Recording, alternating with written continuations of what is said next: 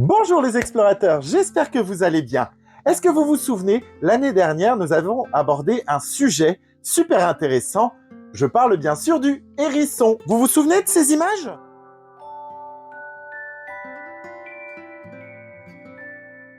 Eh oui, j'avais eu la chance donc de croiser le chemin d'un hérisson et j'avais tenu à vous en parler.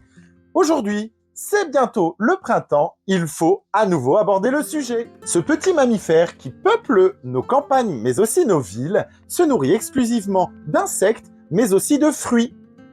Si sa vue n'est pas excellente, par contre, son odorat et son ouïe sont bien plus développés.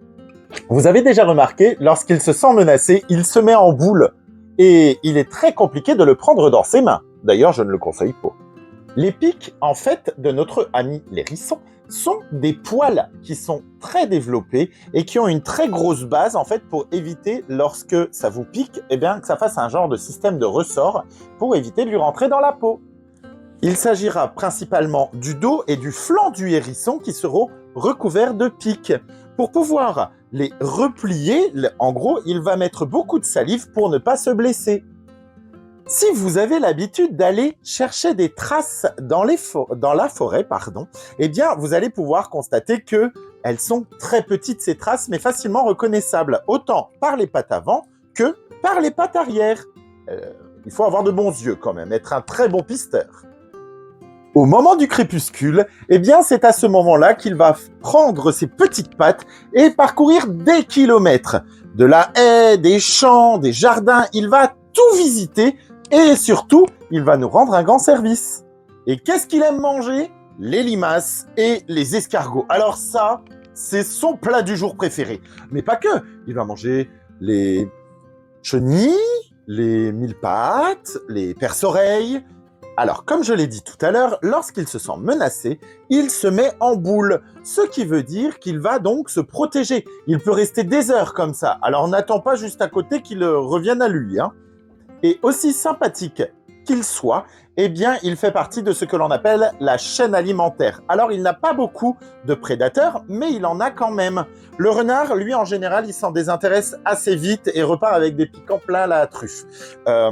On va avoir le serpent. Ah bah alors lui, le serpent, lui, il s'y frotte, il s'y pique, il file vite. Par contre, on va avoir les chouettes. Les chouettes, eux, ont la faculté de les manger et de faire, vous savez, cette pelote, donc de recracher les piquants du hérisson.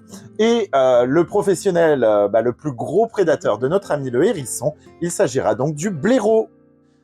Il est extrêmement rare de croiser des hérissons durant la journée, puisque c'est un animal, on l'a vu, nocturne. Il va dans son nid, qu'il a bien préparé lui-même, pour se reposer et pour attendre aussi ses petits. Vous savez comment il s'appelle, le petit du hérisson? Allez, je vous le dis. Il s'appelle le choupisson. Trop mignon! Au départ, notre petit choupisson, eh bien, il est tout nu, sans pic-pic. Alors, du coup, il est très, très vulnérable. Maman reste donc autour de lui. Au bout de 3 semaines, eh bien, nos choupissons, ils commencent à suivre maman hérisson, qui part chasser également. Donc, c'est là les premières sorties. Ils vont rester en moyenne 1 mois et demi avec leur maman avant de prendre leur propre territoire. En ce qui concerne Papa Hérisson, il va beaucoup plus loin. Beaucoup plus loin. Mais c'est une mission très compliquée puisqu'il est obligé, pour beaucoup d'endroits, de traverser la route et on sait hélas comment ça se termine. D'ailleurs, les chiffres sont clairs. Il y a de moins en moins de hérissons dans nos campagnes. D'ici quelques jours, vous allez les voir qui vont commencer à sortir puisque forcément les températures remontent. Ils ont terminé l'hibernation. Ils vont quitter le nid qu'ils s'étaient fait, donc qui est un nid à l'abri, mais qui n'est pas forcément dans un point très chaud. Ça ne veut rien dire. Mais voilà, ils vont commencer à sortir et à aller chasser puisque le printemps, c'est aussi le moment où les insectes se multiplient. Il n'y a pas qu'en France qu'on trouve le hérisson. Il y a le hérisson d'Algérie, le hérisson aux longues oreilles, le hérisson du désert, le hérisson de Prunay. Il y en a beaucoup. Alors, qu'on revienne sur une idée reçue, le porc-épic ne fait pas du tout partie de la famille des hérissons. C'est un rongeur, comme les souris.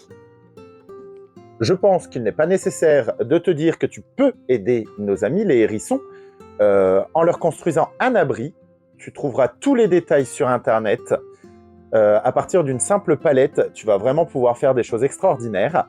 Le nourrir, alors là, ça lui évite un peu de chasser. Tu vois, il est encore un peu endormi. Donc, tu peux lui mettre des croquettes de chat, tout simplement. J'espère avoir éveillé ta curiosité. Si tu le vois, tu le croises pendant le soir, tu l'observes, tu le laisses, hein, mais tu l'observes, parce qu'il est très intéressant. Et vous allez voir, écoutez bien les bruits qu'il fait aussi, il fait beaucoup de bruit. Et puis je vous retrouve à très bientôt pour une nouvelle vidéo. À bientôt les explorateurs.